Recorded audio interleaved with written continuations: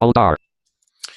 What we have here is a standard Windows 10 desktop, and we're going to look at a screen reader called JAWS. Windows D, folder view, list view, Internet Explorer 23 of 23. And the way JAWS works is that it verbalizes what happens on the screen.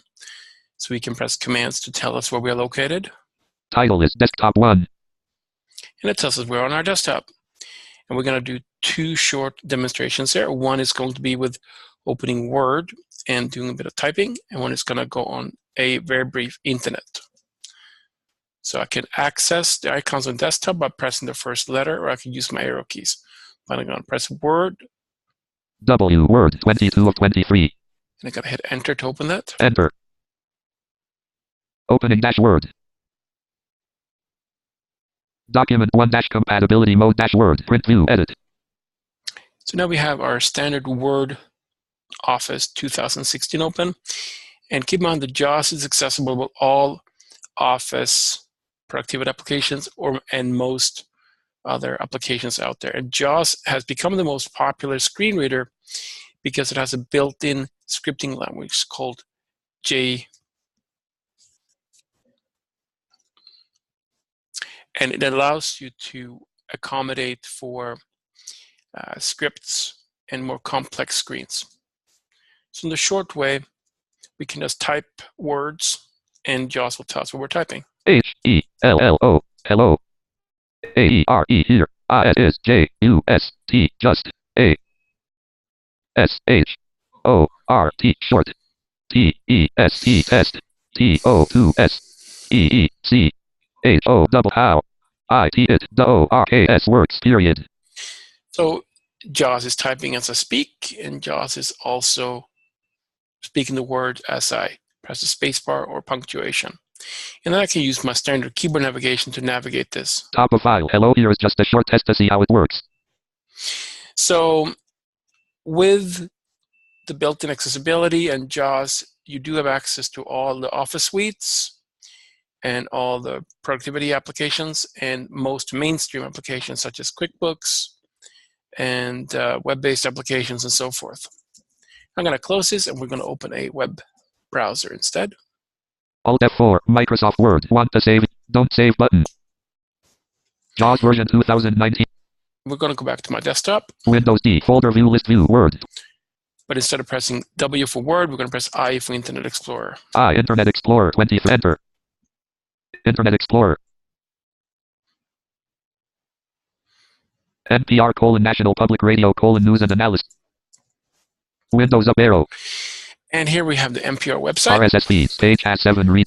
And same thing, JAWS enables us to read and navigate the content on the screen. But first, we're just going to check where we are.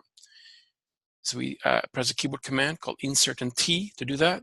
Title is NPR: National Public Radio: News and Analysis. World, US, Music and Arts: NPR Internet Explorer.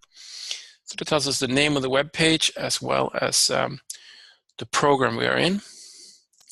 And we can use keyboard commands to navigate the web page. We're going to use a command called H to go from headings. Politics heading level 2 link. House votes to condemn anti-Semitism after Rep. Ildenomers comments heading level 3 link. Shots-health news heading level 2 link. And by navigating from headings, we're able to skip through the page quickly without having to go line by line. House votes to condemn anti-Semitism after Rep. Ildenomers comments heading level 3 link. So if we're going to like to open that, it tells us that it's a heading, but it's also a link. So we can hit enter on that.